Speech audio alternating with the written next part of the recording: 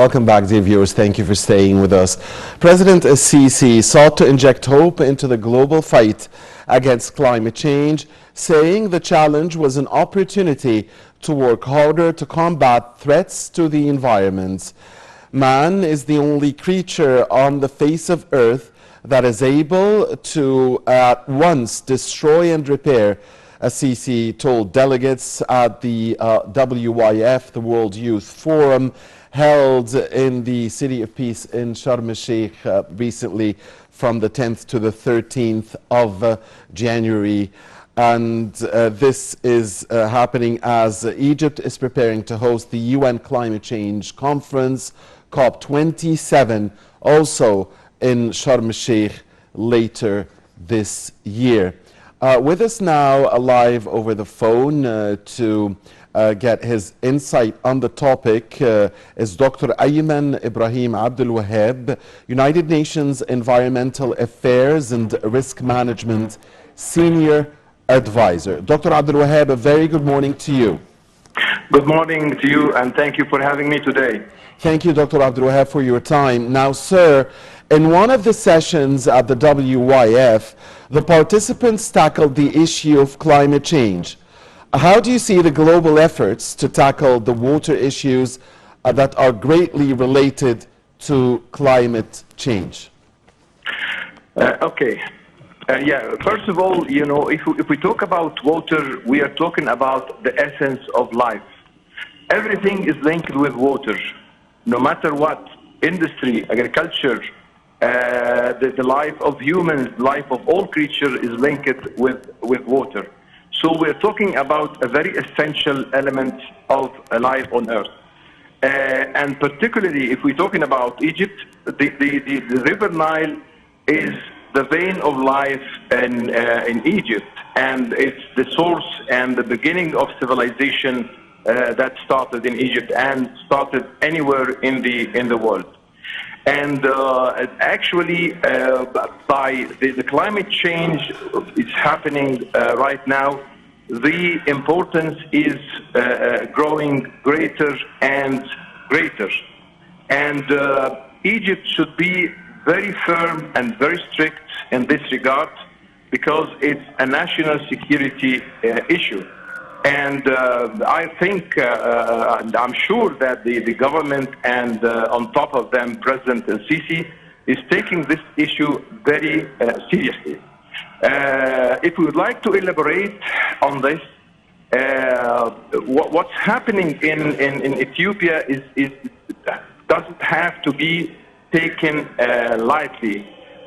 Because there is a new terminology now going on in the scientific community, which is called virtual water. Mm-hmm. Virtual water is the amount of water consumed in any industry or any process of life. Yes. So what they are trying to do is to utilize the Nile River water resources in producing different types of goods that consume large amounts of water and then exporting these goods to different parts of the world. And all the countries who are backing Ethiopia in this regard, they are very aware of that. And what they are doing simply is that they are exporting, or they are going to export the water of the River Nile. Yes. And this regard, we have to be very firm in this point, because River Nile is not owned by Ethiopia. It's a cross-country river, and each country has its fair share. And for Egypt, we have our historical rights in this regard, and nobody can argue with us in this regard. And right. President Sisi made it very clear. Yes. It's a red line. Nobody, no matter who is, can touch our share of the River Nile. Right.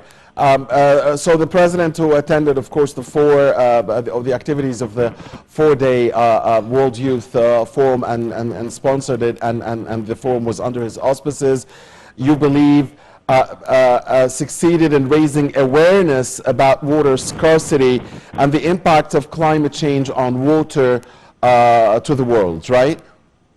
Well, actually, the voice is very bad. I can hardly hear you. Can you please repeat? Yes. I don't know what's going on. There is Yes, some Dr. noise Abdul in Wahab, the... I was saying that do you believe that the forum, the World Youth Forum, held under the auspices and with the presence of the President, succeeded in raising awareness to the global community about issues of water scarcity and the impacts of climate change on water? Okay.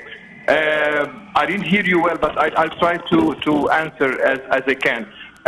We're again talking about water and water scarcity all over the world. And actually, it's not only water scarcity we're talking about.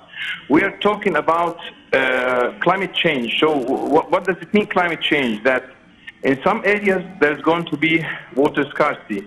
In some areas, there's going to be plenty of water. In some areas, there's going to be flash floods. And we already witnessed that in some parts of Egypt, like along the mountain range of Al-Bahr al-Ahmar, and in Alexandria and in Matruh. So these kind of flash floods is very dangerous because it takes place in a very short time, and it produces huge amount of water, which is destructive to houses and threatens life of citizens. Yes. And the same applies for other climatic phenomena, like droughts. We are going to see droughts in several parts of the world, and we are going to see lots of hurricanes, lots of volcanoes. And we are living this already. We are not talking about something which is going to happen in the future. We are talking to something which we are witnessing already.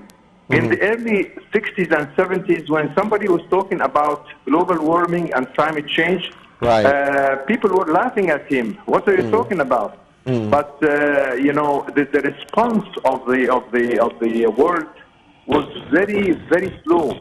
Yes. And until now, you know, what kind of response we are getting, especially from the greater industrial countries, is very slow, if not negligible. The big industrial countries, they are producing the big chunk of carbon, and they are almost doing nothing regarding, you know, what measures to be taken to abate this danger. Dr. What Abdul we're Wahab, getting from them is just lip service, just talking. Yes. And if we talk about the United States, they are producing almost more than 20% of the carbon. And what are they doing on ground? They are doing nothing. There is thousands of oil and gas rigs in Alaska, in the Gulf of Mexico, all over the world. They are pumping oil. They are consuming oil to keep the high standards of living on our expense. If we talk about Egypt, for example, yes. we are producing a negligible amount of carbon dioxide. It's less than 0.6%. Right. And they are producing about quarter the carbon dioxide all over the world. Right, and the President himself did mention this. And we have a very good opportunity. I want to ask you one final question. The United Nations upcoming Climate Change Summit, the 27th. Yes. And fortunately, Egypt is hosting this conference. Yes. And it's a very big privilege. And at the same time, it's a very good opportunity to make our point and to be very clear that industrial world has to play their role. And this role has to be translated into action and has to be translated into funding. And this funding has to be channeled to the right direction, which is for Egypt and for countries like Egypt. It has to be spent in getting means of engineering means to accommodate the changes. and to adapt. So the secret word in the upcoming decade or 2 decades is adapting. Right, you My are, advice Doctor. as an expert in this regard is not to spend too much money in reducing carbon dioxide. Right, you We are, are Dr. not Abdul producing Wahab. carbon dioxide. Right, Our you are, percentage and is what you negligible. mentioned, If we spend money in this direction, it's a lost money. So right, we have to be very careful and not listen to everything they're saying. They are not right all the time, and we have our scientists, we have our researchers, and we can build our program that suits our circumstances and suit our condition.